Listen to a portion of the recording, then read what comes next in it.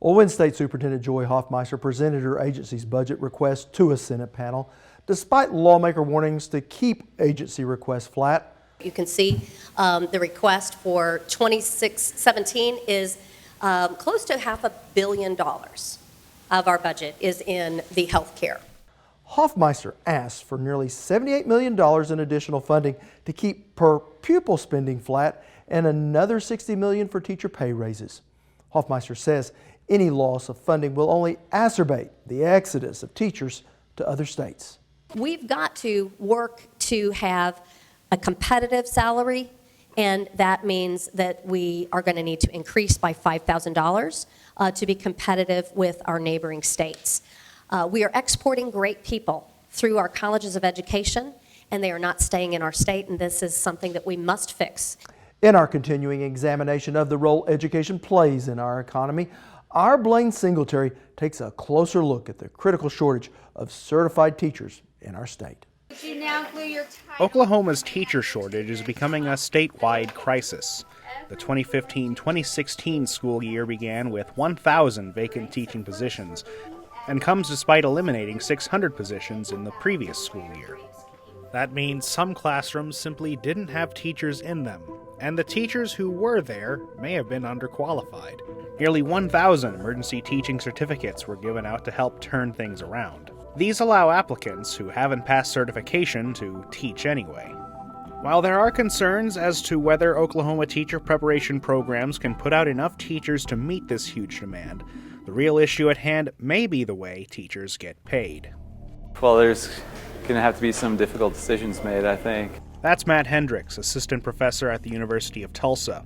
He spoke about the teacher shortage at the 2015 Economic Outlook Conference and presented some troubling numbers from his research. Just in terms of numbers, if you moved, for example, from Tulsa to Dallas as a teacher, you can expect to make about 34% more. Think about that for a second. According to Oklahoma Watch, teachers in the Sooner State can expect to have a starting salary of around $31,000 to $35,000. With cities like Dallas offering a $50,000 starting salary, it's easy to see why Oklahoma schools are having trouble finding and keeping talent. State legislators are attempting to sweeten the deal for potential teachers with two bills that went into effect on November 1st. Senate Bill 20 allows out-of-state certified teachers with 5 years' experience to jump right into the classroom without any further certification, while House Bill 1521 offers one-time incentive pay for new teachers to return for a second year. But do these measures go far enough? I think the problem in education a lot of times, especially with teacher funding, is if it's a temporary program and teachers know that it's temporary, it's probably not going to have the same effects as if it were a permanent change to base salaries. With teacher attrition rates higher in Oklahoma relative to Texas, the best way to equalize this, in his words, would be to shift salary schedules up by 12%. Hendricks says that's probably the best way to get teachers to stick with Oklahoma, but it would have to be something lawmakers stick to as well.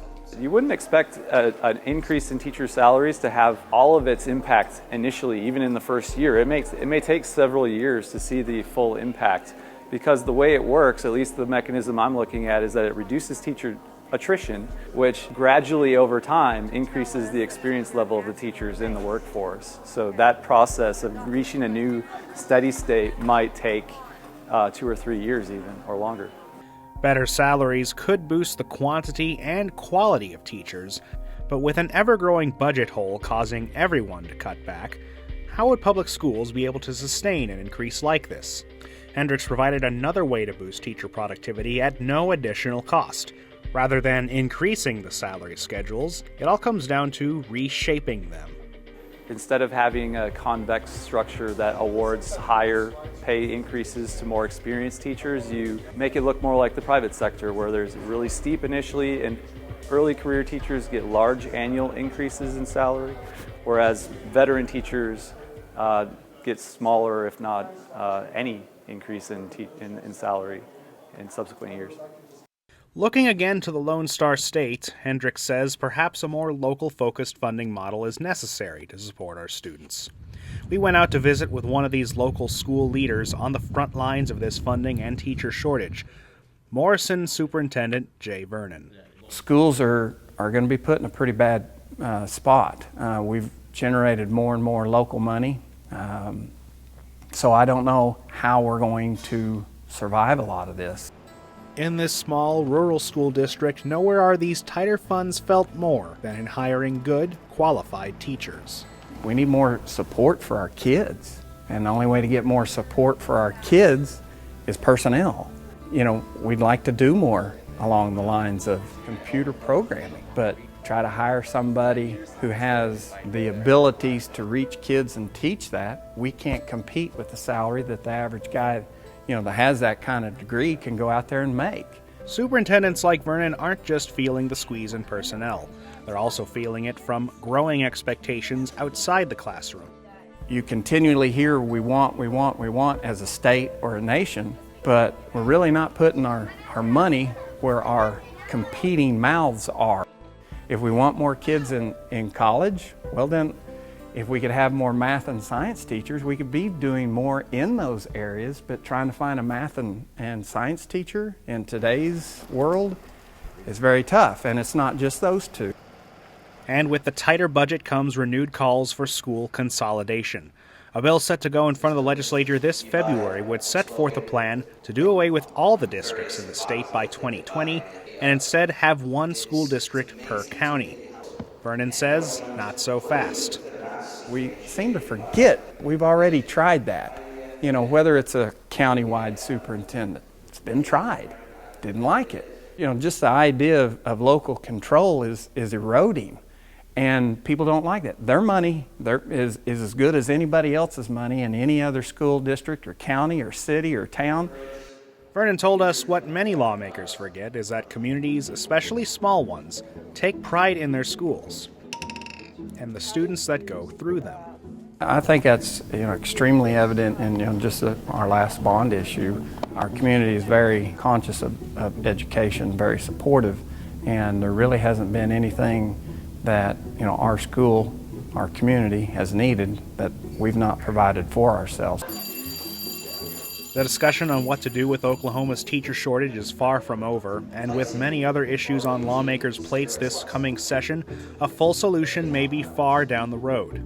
Again, Matt Hendricks. Just getting a sense of the political headwinds with the budget shortfall, I'm not very optimistic that we'll be seeing changes in teacher salaries. It's an uncertain future for the way we develop Oklahoma's future. 1 3/4 2. So at these two centers. Well, earlier this month, the Oklahoma Supreme Court ruled a proposed penny sales tax to support teacher pay raises and fund other areas of education can go on to a statewide vote. In a 6-3 decision, the justices rejected the claim the measure is unconstitutional. Now, if approved by voters in November, the 1-cent sales tax should generate over $600 million annually to help fund education and go towards teacher pay.